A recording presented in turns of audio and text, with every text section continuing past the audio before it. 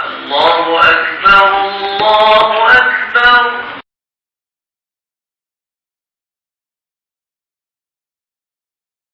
Nabi sallallahu alaihi wasallam sebut dalam satu hadis, "Man shalla al-isya fi jama'atin fa ka'annama qama nisfal lail, wa man shalla as-subha fi jama'atin fa ka'annama shalla al-laila kullahu." Rawahu Muslim. Nabi sallallahu alaihi wasallam mengatakan, siapa-siapa yang sembahyang isya dalam keadaan berjemaah, seolah-olah dia telah berqiyam separuh malam. Dan siapa-siapa yang salat subuh berjemaah, seolah-olah dia telah berqiyam sepanjang malam. Itulah tentu semua alhamdulillah hadir yang Allah Subhanahu wa taala bagi kita pada malam ini, dan kita doa moga-moga Allah Subhanahu wa taala angkat kita dalam suasana macam ini. Yang kedua, Nabi sallallahu alaihi wasallam sebut, "Man shalla al-fardain dakhala al-jannah." Antara istimewa yang harus disebut kata Nabi sallallahu alaihi wasallam ialah siapa yang sembahyang dua sujud, iblis subuh pada asar dan juga subuh, dakhala al-jannah, mereka akan dapat masuk syurga Allah Subhanahu wa taala. Itu ada terus semua antara istimewaan yang Allah Subhanahu wa taala bagi kita. Kita mengharap insya-Allah kita adalah mengenai beberapa hal tersebut insya-Allah. Untuk pagi ini saya bawa satu hadis Nabi sallallahu alaihi wasallam, beberapa perkara yang boleh pahala akan sampai kepada kita walaupun telah meninggal dunia. Kita sebenarnya terus semua dalam kita beribadat kepada Allah Subhanahu wa taala ialah pahala ini adalah masa kita hidup saja. Masa kita hidup kita boleh beribadat, kita boleh sembahyang dan sebagainya. Lepas daripada kita mati tak ada. Tapi malam ini pagi ini insya-Allah saya akan sebut tentang beberapa amalan. Walaupun kita telah meninggal dunia, tapi amalan tadi ataupun pahala pada amalan kita buat tadi, dia akan sampai sama walaupun kita kembali kepada Allah Subhanahu wa taala. Satu hadis yang disebut oleh Abi Hurairah. Nabi Hurairah radhiyallahu taala anhu qala, qala Rasulullah sallallahu alaihi wasallam, "Inna mimma yalhaqul mu'mina min amalihi wa hasanatihi ba'da mautihi ilman 'allamahu wa nasharahu wa waladan salihan tarakahu wa mushafan warathahu aw masjidan banahu aw baitan libni sabil banahu aw nahran ajrahu aw sadaqatan akhrajaha min malihi fi sihhatihi wa hayatihi yalhaquhu min ba'di mautihi." Rawahu Ibnu Majah. Ada ini tentu semua cuba kita pakat perhati betul-betul, insya-Allah semoga kita sebahagian daripada orang menghayati hadis ini. Hadis yang disebut oleh Abi Hurairah radhiyallahu taala anhu, kata dia diambil daripada Nabi sallallahu alaihi wasallam. Nabi bersabda, antara perkara yang boleh kebaikan amalan tersebut sampai pada si mati walaupun dia telah mati. Maknanya senamungkan pahala itu diberi oleh Allah Subhanahu wa taala kepada satu orang itu apabila dia melakukan amalan-amalan yang kebijakan pada pagi ini. Maknanya itu semuanya kita tersih, maknanya kita habis hanya sekadar kita mati pahala kita, dan kita mengharapkan apabila kita adalah orang yang terbanyak beribadat dan kita nak sangat dalam keadaan kita musafir yang jauh dari kubur, lamuan dan sebagainya, kita mengharapkan apa dia ini saham-saham yang kita buat dalam kehidupan dunia ini sampai juga walaupun kita telah meninggal, apa dia bagi Allah Subhanahu wa taala. Dan hadis ini tentu semua satu daripada rahmat Allah Subhanahu wa taala kepada kita lah. Mana disebut oleh Nabi sallallahu alaihi wasallam, punya ada amalan-amalan yang kita buat dalam kehidupan dunia ini di mana sampai pahala walaupun kita telah meninggal dunia. Yang pertama sekali adalah ilman 'allamahu wa nasharahu. Iaitu kata Nabi sallallahu alaihi wasallam, ilmu yang diajar kepada orang lain dan disebar kepada orang lain. Satu orang diberi ilmu oleh Allah Subhanahu wa taala. Dia belajar ilmu, dia habiskan masa belajar ilmu, dia sekadar belajar ilmu untuk kepentingan pribadi dia. Tapi dia usaha untuk sebar ilmu kepada orang lain, dan orang lain dapat tukar daripada ilmu dia. Maka ini sebahagian daripada doa semua, di mana apa dia pahala besar. Dalam hadis Nabi sallallahu alaihi wasallam sebut dua perkara, maknanya ilmu yang diajar kepada orang lain dan disabar kepada orang lain. Maknanya tentu semua orang lain dia boleh tukar dengan ilmu dia. Di mana bersenambungan dengan kebaikan yang dia buat itu boleh dihayati dia orang lain. Sebab dalam hadis lain Nabi sallallahu alaihi wasallam sebut ialah ilmun yuntafa'u bihi. Antara amalan jariah yang sampai pada ialah ilmu yang dia ni yang orang bermanfaat daripada dia. Sebab tu cuba tengok tuan-tuan semua ulama-ulama ataupun para sahabat radhiyallahu ta'ala anhum bagaimana dia orang ni. Dia orang makna kesenambungan pahala bersama-sama dia orang. Cuba tengok tulisan-tulisan ulama. Kalau kita baca dalam satu sejarah, satu orang yang Syaikhul Mufassirin iaitu Imam Tabari rahimahullah ta'ala, dia hidup pada kurun 4 Hijrah semua. Kitab ni masih ada sepanjang ni.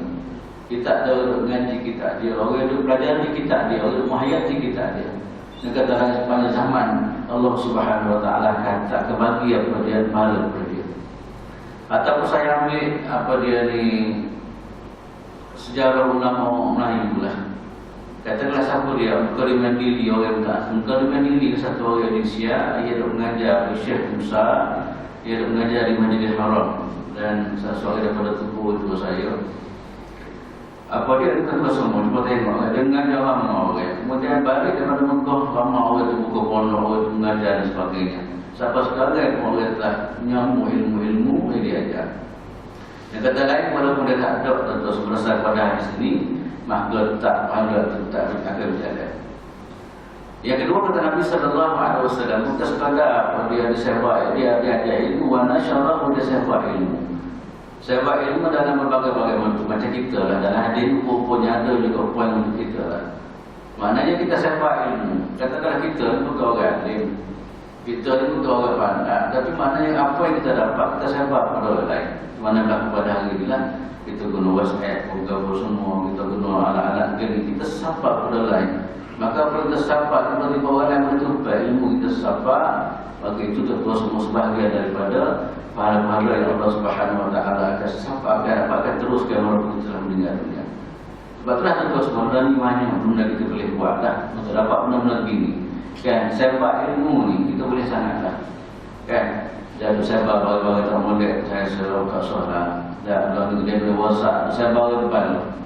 Jadi saya bawa kemudian orang bertekad dan sebagainya. Saya rasa satu kali yang merugikan lah. Kita ambil aman-aman molek, kita sebab ini kita mengharapkan ini sebahagian daripada apa yang kita buat. Mengapa dia menyahut apa yang disebut oleh Nabi sallallahu alaihi wasallam, ilman 'allamahu wa nasyarahu. Itu orang yang diberi ilmu oleh Allah Subhanahu wa ta'ala, diajar kepada orang lain, kemudian dia sebar kepada orang lain. Penyebaran macam saya sebut tadi, dia boleh berlaku dalam berbagai-bagai bentuk. Kadang-kadang video, kadang-kadang tulis, kadang-kadang ceramah, kadang-kadang dia website yang saya sebut tadi lah. InsyaAllah kita mengharapkan kita adalah sebahagian daripada orang yang akan melaksanakan benda-benda ini untuk kadar kemampuan yang diberi oleh Allah Subhanahu wa ta'ala kepada kita. Ini dia panggil lebih orang yang ada ilmu lah. Sebab itulah cikgu, guru semua pahala banyak. Semua orang tak sedih mana. Sebab dia gaji muka pada mana. Tapi sebenarnya dari segi menaca iman, menaca Islam, orang itu sebenarnya dari segi nilai pahala adalah orang terbaik di sisi Allah Subhanahu wa ta'ala. Di mana ilmu dan dia bentuk manusia. Ilmu dia sebab kepada itu merupakan dia orang. Orang terbentuk dengan ilmu dia, orang terdidik dengan ilmu dia. Orang boleh menghayati apa dia ni, kehidupan sebagai kehidupan yang ditentu oleh Allah SWT berdasarkan ilmu dia. Kemudian orang tadi sebab pada anak dia, cucu dia, putra dan sebagainya. Maka itulah tentu semua kesenangan pahala yang Allah Subhanahu wa ta'ala akan bagi walaupun lepas daripada manusia dalam dunia. Yang kedua ialah bawalan dan salih antara bahu. Yang kedua di antara pahala yang besar kita apabila kita mati ialah anak soleh kita tinggal. Kita akan kehidupan dunia kita jual sungguh. Sekarang kita nak anak, kita bina betul-betul anak-anak kita. Melaksanakan kewajipan yang telah diwajibkan oleh Allah Subhanahu wa ta'ala, di mana Allah Ta'ala sebut anfusakum wa ahlikum nara, jagalah diri kamu dan anak bini kamu daripada api neraka Allah Subhanahu wa ta'ala. Kita bina dia betul-betul tuan semua. Bina dia orang, jaga dia untuk sana jadi anak yang soleh. Pengorbanan yang kita lakukan untuk bina dia orang. Pagi-pagi kita duduk dah dia orang. Kemudian kita ajak Quran dia, kita ajak betul pastikan untuk dia jadi anak soleh. Maka tentu semua pengorbanan yang kita lakukan sehingga anak kita jadi anak beriman kepada Allah Subhanahu wa ta'ala, maka insya-Allah walaupun kita tak ada pahala tetap akan berlaku dalam kehidupan kita. Cuma itulah tuan-tuan semua, dalam usaha untuk jadi anak soleh ini bukan mudah juga lah. Ya, bukan mudah juga daripada benda yang kita dapat. Bukan mudah tiba-tiba jadi anak soleh, bukan mudah lah. Kadang-kadang anak diimeh pun tak jadi kadang-kadang. Kalau kemana? Anak ulama pada kita di kota lain pun ada kadang-kadang. Sebab itu dari Islam tuan-tuan semua. Kau rasa betul Nabi anak soleh ini bermula daripada kau cari bini molek mula sekali. Daripada ikhtiar az-zawjah as-salihah, kita pilih isteri yang salihah. Kalau kita tak ada rumah mana bini kita bina dan sebagainya. Kita tengok, kita ajar dengan ngaji, kita ajar daripada ibadat kepada Allah Subhanahu Wa Taala. Kita cari saing yang comel untuk dia saing dan sebagainya. Ini antara langkah-langkah untuk bina anak soleh.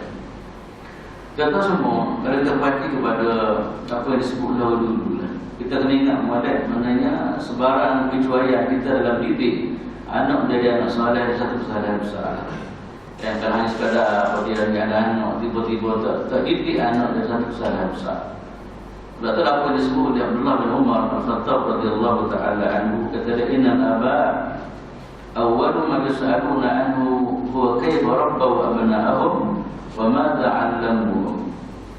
Kata dia Abdullah bin Umar Al-Khattab radhiyallahu taala, kata dia pada hari akhirat, ayah-ayah ni mula-mula sekali akan ditanya tentang anak, ditanyakan sejauh mana kamu didik anak-anak kamu. Ayah akan ditanya oleh Allah Subhanahu Wa Taala sebelum anak ditanya lagi, bagaimana kamu didik anak-anak kamu. Wa ma ta'allamuhum, dan apa yang kamu ajar kepada mereka. Inilah satu semua kita kena pakai tengok mulai supaya apa ni benar-benar bini yang buat dia ni tidak berlaku dalam kehidupan kita lah.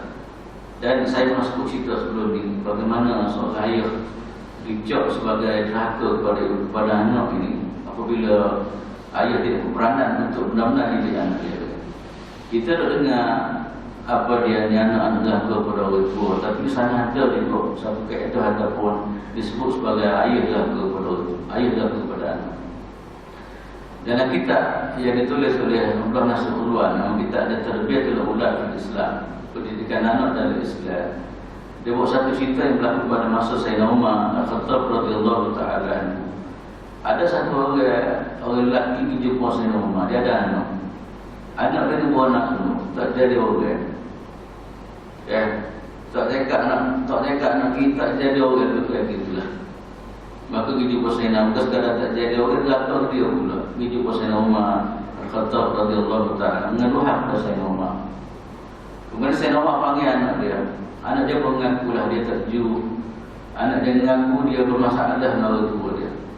Cuma sebelum apa-apa anak dia tanya Sayyidina Umar Al-Khattab radhiyallahu taala, dia Amirul Mukminin, kata dia, adakah di sana ada hak yang seorang ayah perlu buat kepada anak? Dia tahu maknanya anak dia kena buat menolak kepada ayah. Tapi saya nak tanya hari ini, apakah hak yang seorang ayah yang perlu buat kepada anak dia? Ada ke tak? Sayyidina Umar kata ada. Kemudian Sayyidina Umar sebut satu. Yang pertama kali Sayyidina Umar kata ialah mula-mula sekali pilih bakal mu adalah orang molek. Cari isteri itu maknanya bakal untuk mendidik anak orang molek.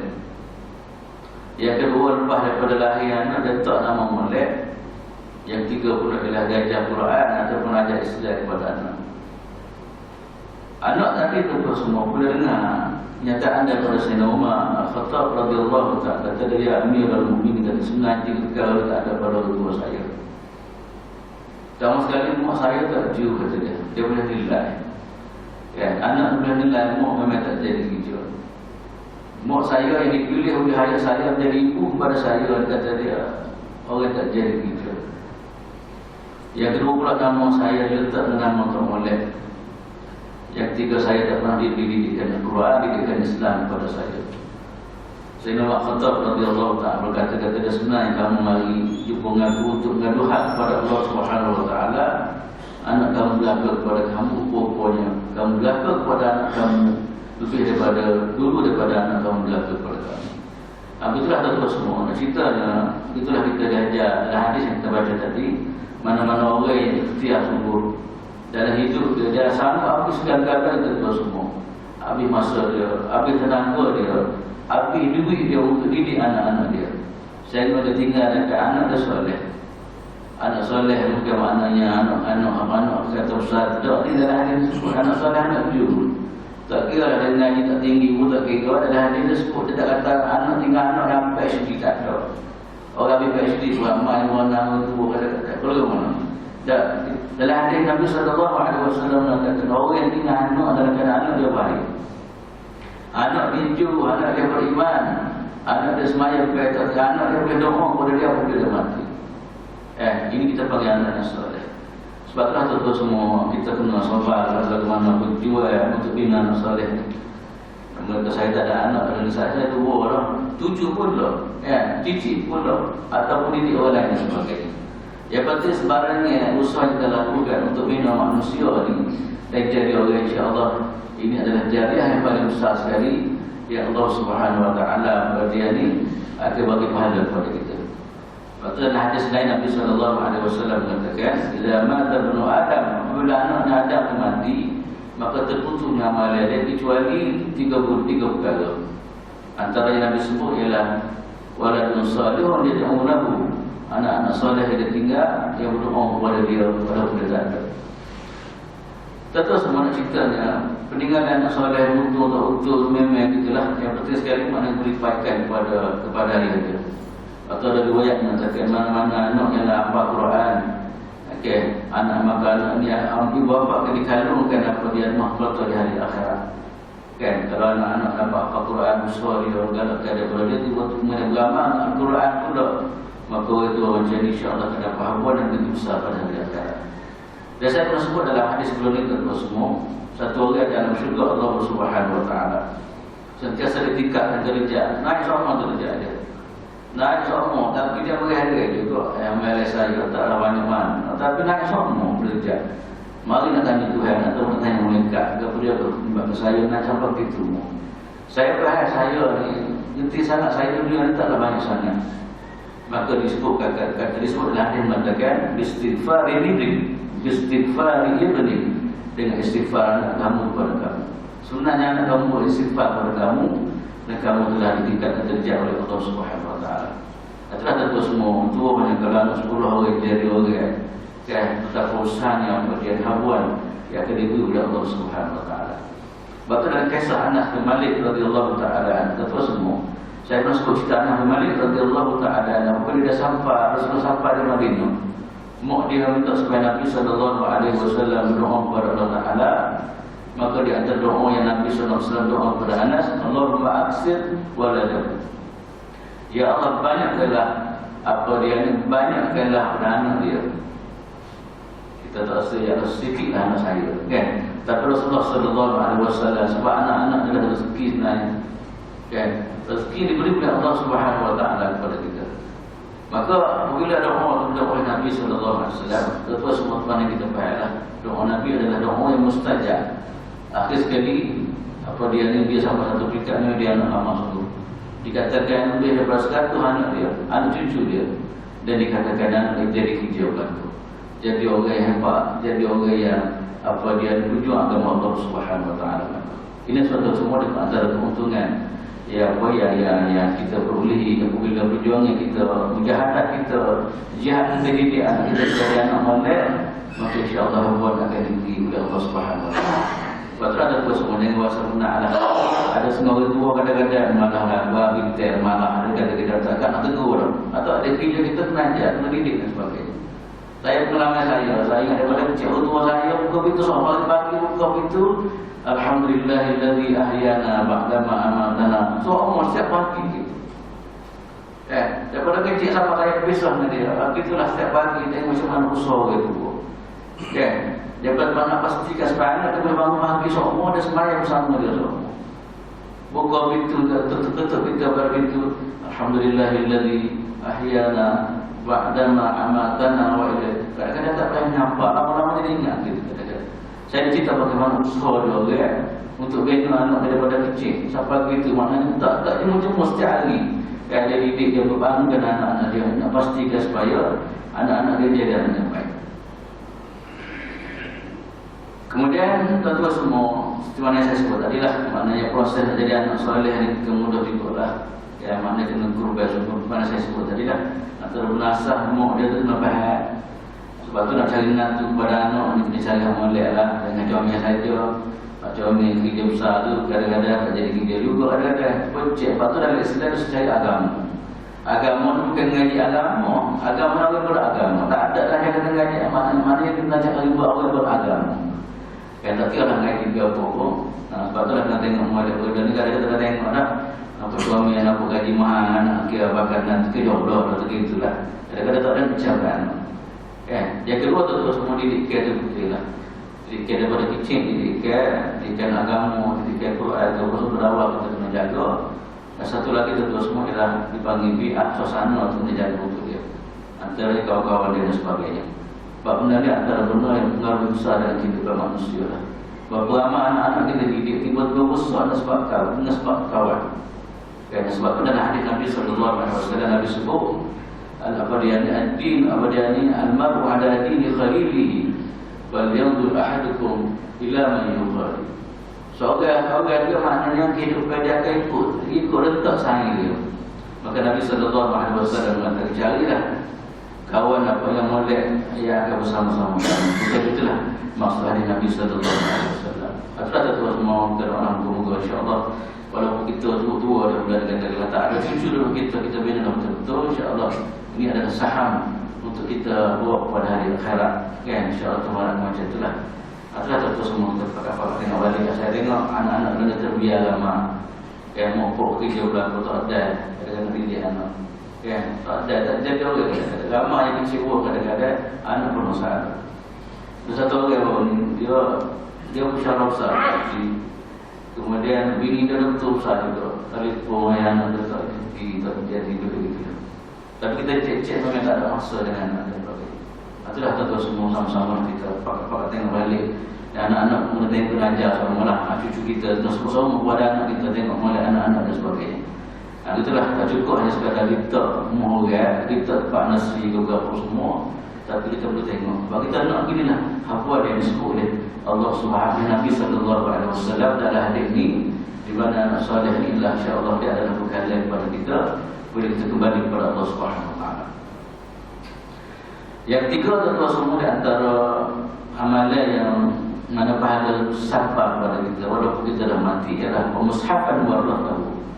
Yang tiga adalah mushaf atau Al-Quran yang kita warisi kepada anak-anak kita ataupun kita wakaf kepada orang lain. Orang dah baca Quran sebab Quran yang kita hadir.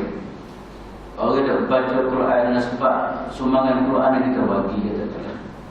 Saya rasa mulai benar kalau kita ada duit kita pergi sekolah tahfiz. Ada orang tahfiz buat kita rumah saja. Apa dia tak ada Quran kita bawa Quran kita. Dia bagi dia maki kedai kopi semua. Saya tu terselera lah. Tak kita beli Quran atau apa seperti itu dia orang. Tapi jangan beli ke tempat-tempat manca untuk baca Quran dalam mari gitu ya. Dan kita cuba cari mana tempat orang boleh baca Quran. Kita wariskan Quran kepada orang lain. Sebab itulah terus modal hadir inilah. Maknanya warisan apa dia Quran mushaf yang kita sedekah. Apa dia mushaf yang kita wakaf kepada orang lain punya guna Quran kita baca dan sebab kita baca dan sebagainya. Itu pun sebagai daripada pahala besar yang diberi oleh Allah Subhanahu wa taala. Kita bagi Quran dia mana Quran sebab Quran kita. Macam budak-budak mengaji kampung. Kadang-kadang orang miskin tak tahu Quran kita semua. Ya kita bagi Quran kita bagi hadiah kita mengaji Quran dia mana Quran sebab Quran kita bagi. Betapa untungnya pada kehidupan kita. Ya, kita bagi Quran dia. Dan seperti orang miskin tak ada Quran kadang-kadang Quran pilih dengan kakak ngaji dan sebagainya. Kita bagi katakanlah dia boleh baca Quran mengaji Quran dia boleh baca dia boleh baca Quran kita. Baiklah tu semua kan dia boleh baca Quran daripada awal sampai akhir sebab usaha yang dia lakukan. Inilah tu semua antara amalan yang Rasulullah kata amalan yang ada sampai pahala kita walaupun telah meninggal dunia. Ataupun semua ulama mengatakan mana mungkin segala Quran lah kitab-kitab ataupun buku-buku yang bermanfaat yang kita sedekah kepada orang lain. Yang kita wakaf kepada orang lain juga termasuklah ini. Atau semua kadang-kadang dia bagi buku banyak bagi hadiah kepada maktabah. Tak di maktabah supaya dia faham baca Allah atau Quran. Ini benar-benar kita boleh buat itu semua. Tak ada tempat ilmu yang kita bincang tadi boleh jadi terasa yang amat ada ilmu ambo apa dia ni tak ada peluang nak mengaji dulu. Maka kita boleh ambil yang kedua, yang ketiga, dia diajar oleh Rasulullah sallallahu alaihi wasallam kepada kita. Itulah tuan semua kena pakai tengoklah Quran yang gambar budak-budak tak baca Quran. Dia tak semua mana kita cuba galak dia lagi antara galak kita bagi hadiah, bagi sedekah dia lagi dan sebagainya untuk baca Quran. Saya kadang-kadang saya pernah di Thailand, kadang-kadang mungkin Quran. Banyak Quran, Ustaz terus bagi Quran kepada budak-budak tahfiz ataupun wakaf di masjid. Sebab Allah faham bagi ini. Kan? Sebab dia nak dia hampun daripada Allah Subhanahu Wa Taala. Kemudian amalan yang keempat dan semua ialah masjidan banahu. Antara amalan yang akan saham pahala kata sahabat kita ialah amalan buat masjid. Masjid itu semua tempat kita buat aktiviti segala. Sebab kalau sebut masjid dalam Islam adalah tempat apa dia ni kita bina manusia. Ya, kita sebut masjid tempat ngaji. Tempat itulah tempat kita beribadat kepada Allah Subhanahu Wa Taala, dan tempat itulah banyak aktiviti Islam kita boleh buat. Sebab tu Nabi sallallahu alaihi wasallam tentu semua bila sampai saja di Madinah Munawwarah, di antara benda Nabi mula sekali buat ialah masjid. Ya, buat masjid itu sebab masjid itu tempat berkumpul, tempat beribadat kepada Allah Subhanahu Wa Taala, tempat ngaji. Sebab itulah dalam hadis saya baca tadi, terus mana-mana orang boleh buat masjid, sedia tempat untuk beribadat, sedia tempat untuk bertempat ngaji dan sebagainya, maka pahala dia tak sampai ke dia. Saya nak buat dua hadis untuk semua, antara dia hadis tentang kelebihan orang buat masjid ni. Cuma mungkin kita terus semua kadang-kadang kita ni kemampuan kita terhad nak buat seperti masjid itu mungkin kita tidak kemampuan. Cuma kadang-kadang orang Arab kita terus semua, saya tengok di Thailand atau di Indonesia, banyak bahagian masjid-masjid yang diberi sumbangan daripada orang Arab untuk buat masjid. Yang untuk anak dia, untuk ayah dia dan sebagainya. Kalau tuan kita Thailand masjid kecil ada, itu adalah hasil daripada apa? Hasil daripada dia wakaf ataupun bantuan yang diberi oleh orang Arab. Dia buat dia faham maknanya susah sangat nilai pahala Allah Subhanahu Wa Taala bila buat masjid. Antara hadis Nabi sallallahu alaihi wasallam disebut kata man bana masjidan lillahi kama hasi qatatin aw asghara banallahu lahu baitan fil jannah. Nabi sallallahu alaihi wasallam kata siapa-siapa yang bina masjid lillah, ditambah selillah, buat masjid kerana Allah Taala. Sebab ada masjid kerana lain, buat masjid kerana suhu, buat masjid kerana ni. Tapi orang ini masjid adalah lillah Subhanahu Wa Taala. Walaupun Nabi kata dia buat sebesar burung, kata dia kecil dia buat. Sebesar sarang burung, ceritanya simbolik kepada kecil masjid dia buat tu, ataupun kecil daripada tu lagi. Allah Subhanahu Wa Taala bina satu rumah yang besar dalam syurga Allah Subhanahu Wa Taala. Ini ada dua semua. Sebab itulah apabila usaha buat masjid, bagilah sebenarnya. Lalu anak satu budaya yang mulai Indonesia kadang-kadang semua tempat buat masjid, dia tak bina, tak mau main kaum, dia boleh bersama orang dia. Orang faham, nak kepada bagi-bagi. Walaupun tu semua kita ada kemampuan nak buat satu masjid seperti, kita boleh buat sikit pun tak apa. Ya, kita harapkan ini adalah sebahagian daripada saham kita bina rumah Allah Subhanahu Wa Taala. Kan? Kita pakai-pakailah kita semua demo-demo untuk buat masjid, kita pakai insya-Allah. Kita mengharapkan inilah habuan yang diberi oleh Allah Subhanahu Wa Taala. Dalam hadis yang lain Nabi sallallahu alaihi wasallam mengatakan man bana masjidan yabtaghi bihi wajha Allah banallahu lahu mislahu min fil jannah. Hadis ini riwayat Bukhari dan Muslim. Siapa-siapa yang bina masjid semata-mata mencari ridha Allah Subhanahu Wa Taala. Jadi buat masjid kerana Allah Taala, mengharapkan pahala daripada Allah Subhanahu Wa Taala, nak jadi tempat bina masyarakat, nak jadi tempat apa dia manusia beribadat, masyarakat beribadat dan sebagainya, maka Allah Subhanahu Wa Taala akan bina seumpama itu di dalam syurga Allah Subhanahu Wa Taala. Itulah tuan semua, saya rasa di dua hadis yang saya rasa atau ketiga hadis saya baca tadi agak insya-Allah menjadi motivasi kita lah. Sebab itulah kita rasa dari Islam sepatutnya masjid tak berkalai lah. Okay. Kadang-kadang masjid ni tinggal kita tak ada. Tempat ayah nampak dia siap kan. Masjid tak siap ni satu masalah lah. Pakat-pakat ada terus moga-moga kita dia ni apa yang kita buat menjadi saham kepada kita boleh kita meninggal dunia. Kemudian yang keempat terus semua ialah baitan libni sabili banahu, Yang keempat, pahala kesapal lepas kita mati ini adalah umur yang kita buat pada orang musafir. Tak, kita buat khusus pada orang musafir, kita bagi free dia duduk. Ada orang dalam gitu. Tak, kalau masyarakat Islam dulu tu semua, memang kita jalan harta dia bina tempat-tempat singgah ataupun tempat-tempat berhenti orang musafir. Mana nak beri kemudahan kepada orang yang terlantar dalam masyarakat, ada dalam perjalanannya dan sebagainya, susah payah bagi dia. Ada orang lagi gitu kan? Ada lah. Sebenarnya mestilah. Ada nama orang ada nyanyi juga. Tapi tak apa lah, tak apa tu video kita masuk. Tapi nak cerita kita nak hadis ni. Maknanya setelah semua dia buat ada semata-mata untuk nak bagi kemudahan kepada orang musafir yang begitu jauh. Untuk pertama-tama kalau tak ada duit pun dah. Tapi dah tahu yang ada duit lah. Kalau kadang-kadang cantik gambar orang musafir tu orang tak ada duit, tak ada apa semua. Kita buat maknanya tempat untuk dia orang singgah saling dua dan sebagainya. Ini jaga belakang ni. Tapi kalau tengok dalam budaya Islam dulu memang jadi sangat umum dulu. Tempat apa ni penginapan kepada orang yang musafir jauh. Kemudian yang kelima tu semua, banyak pilihan yang kita boleh buat. Kalau kita boleh buat berlaku, alhamdulillah. Kalau tak boleh buat semua perkara yang saya rasa boleh kita buat. Ada. Kemudian nahran ajrau. Yang fikir bolehlah dia buat tali air ataupun air lah, sungai ataupun tali air supaya air itu dapat manfaat kepada orang lain. Tak. Mungkin ini bahasa dia air itu orang lain tu suka dengan mimpi. Setiap ada apa tu, ini dia buat tempat dia buat tali air kepada semua. Dia nak supaya manfaat ini sampai kepada orang lain. Manfaat sama ada manfaat air atau manfaat bagi yang ada dalam tali air ataupun dalam sunnah tadi. Ini tentu semua cerita yang Islam ni dia pandai tinggi usaha orang untuk bagi manfaat kepada orang lain. Dalam berbagai-bagai bentuk lah.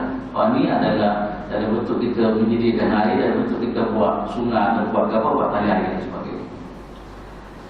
Kemudian yang terakhir ialah sadaqatan akhrajaha min malihi fi sihhatihi wa hayatihi. Ya, akhir sekali kata Nabi SAW, antara benda yang sampai lepas daripada kita mati pahala adalah sedekah yang kita buat. Sedekah yang kita sumbangkan sama khususnya pada masa kita sehat atau masa dalam kehidupan kita lah. Dalam hadis dia sebut masa sehat. Kadang-kadang masa sehat kita kadang-kadang semua orang itu memang lupa. Dia nak bagi sedekah masa dia tak sehat, masa letih dia bagi kita. Dalam hadis mengatakan masa sehat pun dia usaha untuk bagi sedekah. Masa sehat, masa kayu, apa semua dia tu bagi sedekah. Kata lain maknanya jadi budaya hidup dia lah bagi sedekah ini kepada orang-orang yang terlantar dalam masyarakat, orang yang dulu dan sebagainya. Saya rasa betul semua orang yang akhir ni banyak sangat yang pertama dunia miskin, lama miskin dan terus semua. Kita walaupun negara kita merdeka ulama kita miskin, kita tak boleh ngaji. Seperti yang kampung dan terus semua ada semua orang kadang-kadang ada kemudahan untuk mengaji, tapi tak boleh ngaji dengan sebab masalah kepahaman. Sebab itulah orang yang hebat, kalau orang yang hebat dia sangat support, tak mengaji siapa. Maknanya sepanjang dia mengaji, kemudian lepas tu dia guna ilmu dia pula, sebab orang lain akan sabab kita. Adalah itu semua. Makna saya rasa ini antara seruan Nabi SAW kepada kita lah. Bagi orang yang ada kemampuan, sedekah dan sebagainya, bagilah. InsyaAllah ini adalah sebahagian daripada apa dia ni, apa yang kita bina dalam kehidupan dunia ni. Kita nak makan lepas ni, kita nak hasil lepas ni, walaupun kita telah meninggal dunia. Alhamdulillah, untuk semua saya rasa untuk pagi ini apa yang saya rasa ulang balik sekali lagi sebagai mengakhiri apa dia ni kuliah kita pada pagi. Moga-moga apa yang kita boleh hayati apa yang disebut Nabi SAW dalam hadis. Adanya tentu semua ada bekal lah. Dan kita doa kalau minta taufik daripada Allah Subhanahu Wa Taala, kita boleh buat semua. Tapi kalau tak boleh buat semua, kita buat sekadar kemampuannya. Yang penting kita nak ada yang saham dalam hadis ini. Yang pertama kali saya sebut tadi adalah ilmu, penyebaran ilmu. Bila ada ilmu, kena sebar ilmu. Yang kedua ialah amal soleh. Yang ketiga adalah apa dia ni mushaf atau buku kitab-kitab yang diwakaf untuk orang yang manfaat daripada Quran dan sebagainya. Yang keempat pula ialah dia buat masjid. Jadi dia masjid ataupun makmurkan rumah Allah Subhanahu Wa Taala. Yang kelima ialah dia buat rumah untuk pangan untuk orang musafir yang jauh. Yang keenam pula ialah apa dia ni dia menyediakan tempat air apa dia ni sungai ataupun tali air untuk dimanfaatkan oleh orang lain. Kemudian akhir sekali adalah sedekah yang dikeluarkan. Adalah tentu semua antara benda yang kita kena pakai mikir ya, supaya benda ni kita nak sombong. Bukan hanya sekadar kita mikir kita nak makan masa dua dah, tapi kita mikir kepada itu lagi, daripada kita mati. Kita doa moga insya-Allah Subhanahu wa taala moga-moga saya boleh buat ni. Tak semestinya kata dah ilmu kita boleh buat bagi yang lain. Dan kalau tak ada makan banyak benda kita boleh buat. Ilmu tak ada, jadi kita boleh bina, kita ada. Tak ada katakanlah kita boleh bagi Quran kepada orang lain daripada orang lain. Tak ada kabar kita boleh buat masjid. Orang itu tidak kita bagi untuk masjid dan sebagainya. Ini belum yang kita boleh buat. Yang penting kalau orang semoga Allah Subhanahu Wa Taala beri kekuatan kepada kita. Tapi kita boleh menjadi hadis Nabi Sallallahu Alaihi Wasallam dan kepada kita insya-Allah Taala. Saya kata untuk begini, untuk kita memahami bersama. Aku boleh ada Rasulullah SAW. Assalamualaikum warahmatullahi taala wabarakatuh. Bismillahirrahmanirrahim. Alhamdulillahirabbil alamin. Wassalatu wassalamu ala Rasulillah wa ala alihi wa sahbihi ajma'in. Allahumma ma'allimna wa 'allimna ma yanfa'una warzuqna 'ilman yanfa'una. Alhamdulillah ala kulli halin wa na'udzu bika min halin an-nar. Allahumma ij'alna min alladhina yastami'una al-qawla fayattabi'una ahsanah. اللهم اجعلنا من الذين يستمعون القول فيتبعون احسنه. اللهم اجعلنا من الذين يستمعون القول فيتبعون احسنه. عليك توكلنا واليك انبنا واليك المصير. ربنا لا تؤاخذنا ان نسينا او اخطانا. ربنا اتنا في الدنيا حسنه وفي الاخره حسنه وقنا عذاب النار. وصلى الله على سيدنا محمد وعلى اله وصحبه وسلم والحمد لله رب العالمين. سبحانك اللهم